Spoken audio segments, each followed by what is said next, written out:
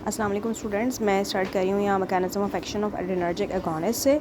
और हम जो है वो कवर करेंगे डायरेक्ट एक्टिंग, इनडायरेक्ट एक्टिंग और मिक्स्ड एक्शन। इसके बाद सब्सिक्वेंटली जो चीज़ें मैं पढ़ा चुकी हूँ वो भी मैं आपको रिवाइज़ करवा दूँगी। तो mechanism of action adrenergic agonist direct acting drugs वो तो डायरेक्टली स्टिमुलेट करती हैं एड्रेनर्जिक रिसेप्टर्स को। एड्रेनर्जिक रिसेप्टर्स कौन से होते हैं? अल्फ़ा और बीटा।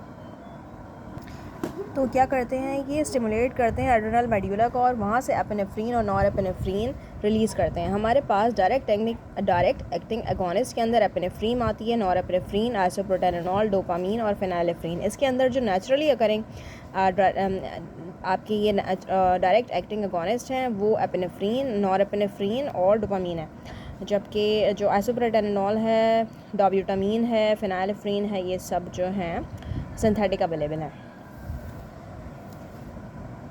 इनडायरेक्ट एक्टिंग वो हैं जो कि ब्लॉक करेंगी रीअपटेक को नॉरएपिनेफ्रीन के, क्योंकि because as I have told you कि norepinephrine is the major neurotransmitter of sympathetic nervous system. ठीक है, तो इनडायरेक्ट एक्शन में क्या है, यहाँ पे ड्रग एनहांसेस रिलीज़। तो वो ड्रग या तो वो रीअपटेक को ब्लॉक कर रही है जिससे कॉन्सेंट्रेशन बढ़ रही है नॉरएपिनेफ्रीन की, तो इस तरह से एगोनिस्ट काम कर रहा है और उसका एक्शन बढ़ रहा है, तो इनडायरेक्ट एक्टिंग है। दूसरा तरीका ये है कि release of norepinephrine from cytoplasmic pool, ये भी बढ़ रहा है।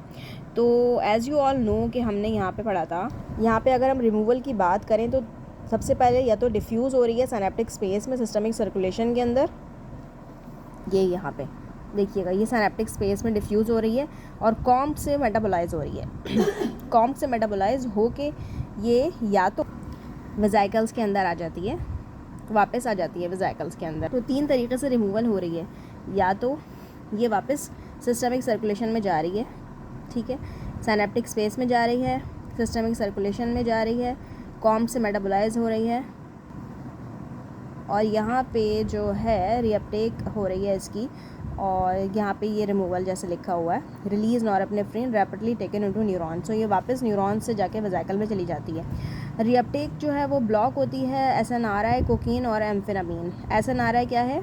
एसएनआरआई है सेरोटोनिन नॉरएपिनेफ्रीन रीअपटेक इनहिबिटर। तो इसी तरह से इमिप्रामीन जो है, इमिप्रामीन है टीसीए, ट्राईसाइक्लिक एंटी डिप्रेसेंट। तो ट्राईसाइक्लिक के अंदर मतलब डोपामीन, सेरोटोनिन और नॉरएपिनेफ्रीन यहाँ पे मेंशन होगा ना, यहाँ पे मेंशन नहीं है, लेकिन आप लोग याद रख लीजिए।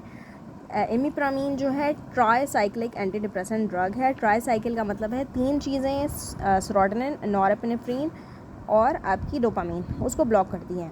ये तीनों मतलब ड्रग्स अलग अलग इनके काम हैं, अलग अलग एक्शन है, सीएनएस एक्टिंग है, और ये लेकिन रीअपटेक को ब्लॉक कराती हैं, जिससे आपके एड्रेनल मेड्यूला और ब्रेन के अंदर जो है कॉन्सेंट्रेशन ऑफ कैटेकोलामीन बढ़ जाती है।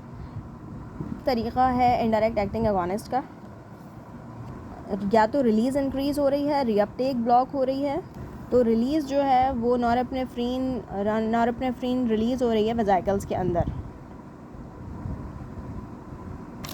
खैर दो तरीके हैं रीअपटेक, दो तरीके हैं इनडायरेक्ट एगोनिस्ट के रिलीज़ को इंक्रीज़ कराना या एनहांस कराना।